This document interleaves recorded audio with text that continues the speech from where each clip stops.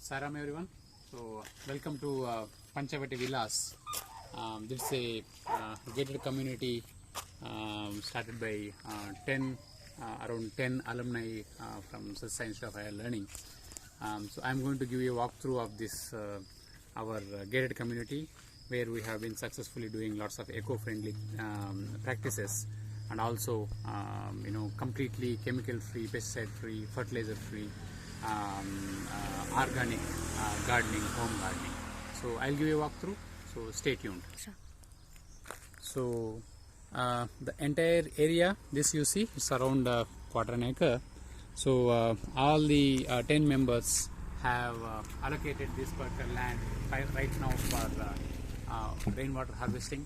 The entire water which falls on the entire water which gets collected in the entire our 1.5 acres of this gated community. So this gets collected here. Last rainy season, close to the tune of 10 lakh liters of water we made seep into the ground, underground. So once upon a time, where water was more than 300 feet underground water.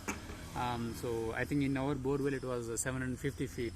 That's the depth we had gone. But after this water harvesting, the water level has come up to, it's a miracle. Water level has come up to 30 feet. Now water is available at 30 feet. Okay, this season also we allowed around 10 lakh liters of water seep into it. I mean, I'm sure the amount of water will be much more than that. Thank you.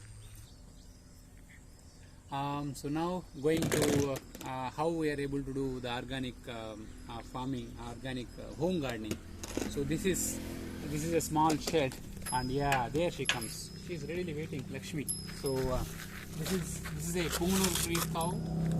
So for your kind information, this is a native cow breed from India. This is the shortest breed, world's shortest breed. So this is the base for all the be it manure or pesticides or fertilizers, whatever it is, whatever is required, we prepare from this bird, the beautiful cow. So you see the height of this cow. Height is less than my hip. So it's so short, 2.5 to 3 feet. World's shortest cow breed. Okay, we'll go now and.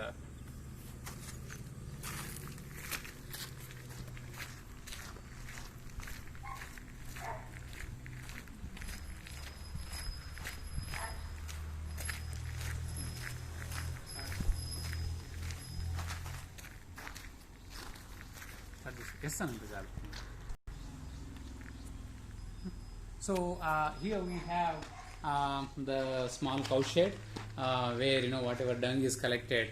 In fact, whatever cow urine is passed, gopanchitam, it gets collected. It's a beautiful way. There's a gradient because of which it goes and gets collected outside. And then the cow dung also is every day. It is the cow dung which is collected every day is usually done sun dried, not complete sun dry, partial sun dry or shade drying. So this is our main. This is going to be our main ingredient for the this will be used as a manure for our entire garden, which I am going to show now. So how different plants, how different trees, how different vegetable plants, all sorts of things have responded to this particular way of so organic gardening. I'll give you walkthrough. So some of the cow dung, rather most of the cow dung gets into, in Telugu these are called as pedakalu, maybe cow dung cakes. This will get completely sun dry and very dry. And many people use this for dhupam. This we mix with neem and pongemia and other Ayurvedic herbs and make it available for people who want to light them in their houses in the evening. And more than that, the important thing is the ash which gets collected after using this as dhupam. That's a very good pesticide. So how it is, I'll just tell you our personal experience once I'm in garden. Welcome to our home gardening. So this is what you see here. is right now is Ranapala. This is one of the Ayurvedic herbs. I think it's I believe it's used in kidney as a kidney cleanser. The kashayam of this, it's very sour. Sometimes in our dal we use this instead of tamarind. And this what you see next is in Telugu it's called as Sadapaku, and I think Sarpa Bheri is the Sanskrit name. This is a reptile. It repels the reptiles. Okay, and then on the other side what we have. This is Senku Pushpi. So this is also very good Ayurvedic herb. The kashayam of it is used, and as I'm showing you these plants, please note till now the only manure which we have used is the cow dung, dry cow dung. Don't use wet cow dung. Wet cow dung is not good for plants. Completely dried cow dung powder, and once in a while, yes, during rainy season or after rainy season, we use neem cake.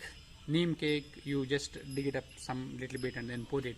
That avoids any root related diseases for the plants. And once in a while, yes, we do get some infestations. So this is a kind of infestation which has got probably because of we have, as for the traditional Vriksha Ayurveda. So there are 3 or 4 kinds of insects, like boring insects, there are powdering insects, there are sucking insects, So, so we do that. Sometimes what we do is we collect the gopanchitam, that is the cow urine, and then we can, there is a way to make jivamruta, or there is a make, you can soak neem leaves in it, or you can soak pongemia. Neem is, quite antibacterial, so the pongemia, which is antifungal. These leaves you can soak in the gopanchitam for some time and then use it in a sprayer and then spray it across. So last time we got this white powdering insect. It was quite rampant in this thing. So what we did, we collected the ash which we got by burning the dhoop at home. That ash mixed in water and then filter it nicely and then spray it across this thing.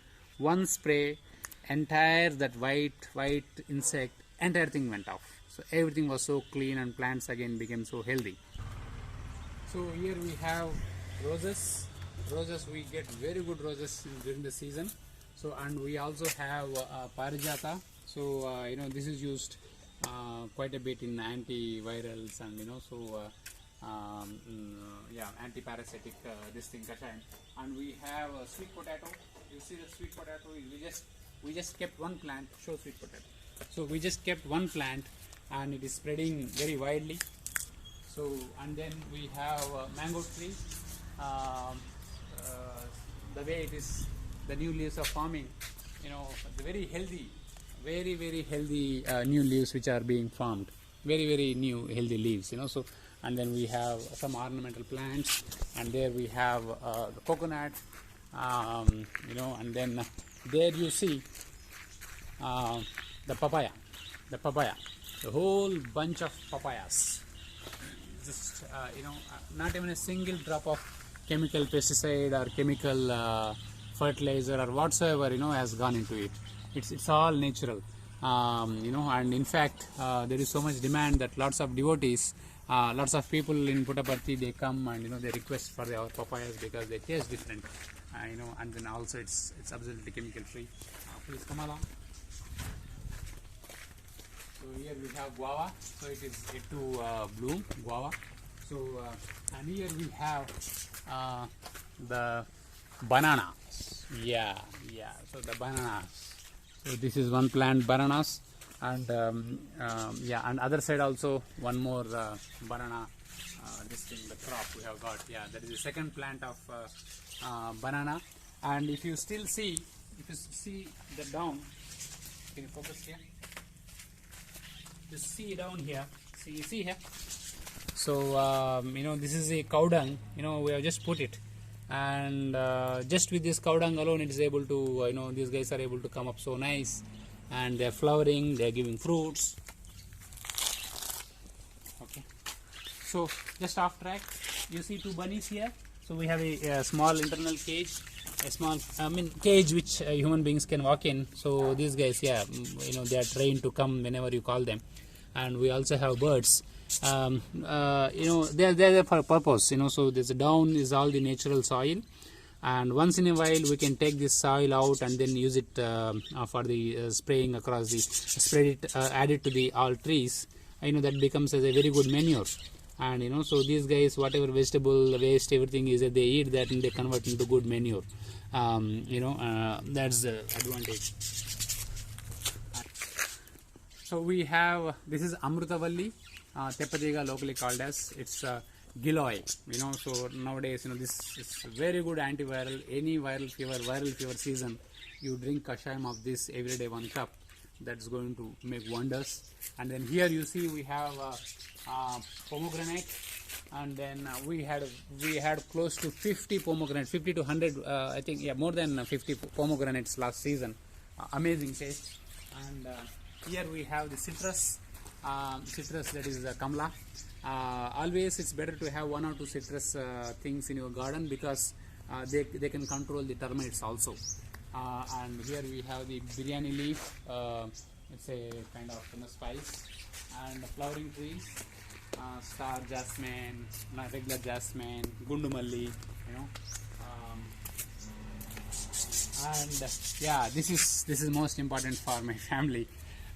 So here you see a line of brinjal which is coming up. It's already flowering also, and then next to it you have lady's finger, and there you see there. So you see here, so this is entire thing is mint, that is pudina, and then we have green leaves like this which are used in preparation of dals.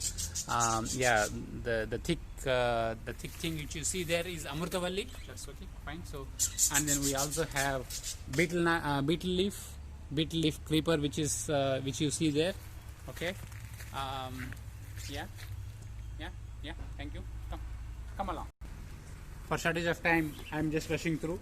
And here also we have tomato, and then here we have grapes. I have got 6 different types of grapes, 6 different colors of grapes, and all of them is a miracle.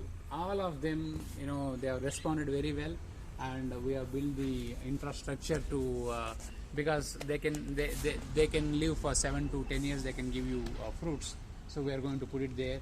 And here what you see is one second. Here what you see is the creeper. So we are getting good harvest of bitter gourd.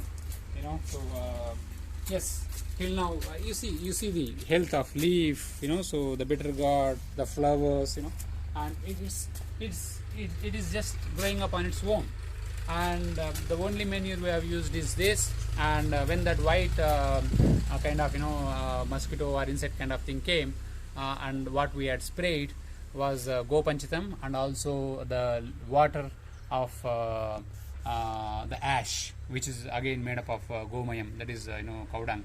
And there's some cases where we dig 3 feet and take that fine mud, soak it in water, filter it nicely. That mud water also you can spray. Because these insects don't have respiratory system. Many of these insects don't have respiratory system. They get choked and they die.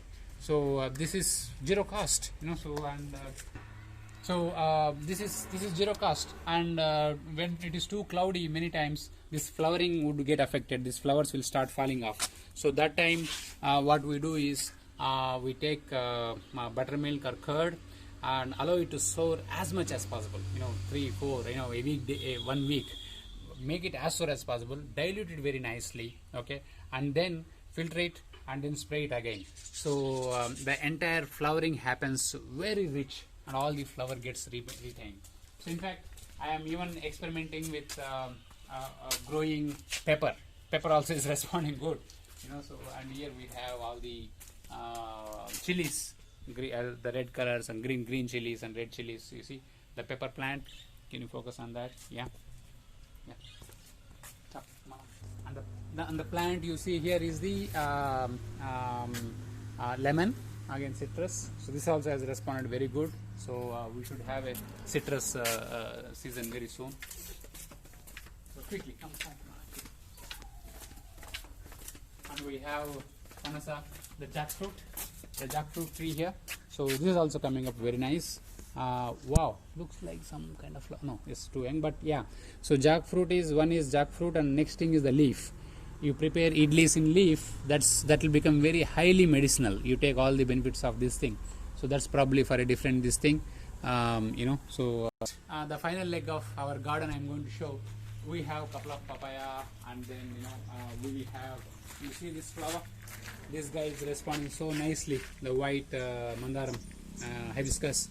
And you see the thickness, compare with my hand, the thickness of each of these fruits which is coming up, compare with my hand, the size. And there are some birds also. There's a very symbiotic relation. There are some birds which have built their nest there. So yeah, that's the beauty of not using any chemicals. They won't get frightened off. And here this guy is young guy, small guy. This guy also has such a big collection of fruits. And this is sapota, and this is Indian pomelo. It's again citrus family. So this avoids in this portion. It keeps the termites away. And then we have a couple of other this thing on coconut and some ornamental plants. Okay, and then that's it. So outside, in fact, this is my plot. Outside the other 10 plots also we have planted sitafal, ramapalam. We have planted mango, everything, all kinds of trees, big trees, everything, and all of them are responding very good. So the organic farming, organic home gardening is very much possible. It is very easy. Only thing is, make sure if you want 100% this thing, make sure you are very sure about the quality of the dung you are getting. So if you are getting from right now from any milk dairy farm, the problem with them is for the cows they use lots of antibiotics there, almost one antibiotic every week or 2 weeks, and they also use oxytocin sometimes to increase the milk yield. So the residuals of these antibiotics and oxytocin gets into the cow dung and cow urine. So so then the entire purpose will be lost, because you are giving antibiotic laden this thing cow dung to the plants. So you be careful about the source. Otherwise, again, just to make sure it has been successful. And any of you, if you are in Puttaparthi, you are most welcome to visit our Panchavati villas. It is on the main road, airport road, and then experience this for yourself, as many have done it already. Thank you. Have a good day. Saram.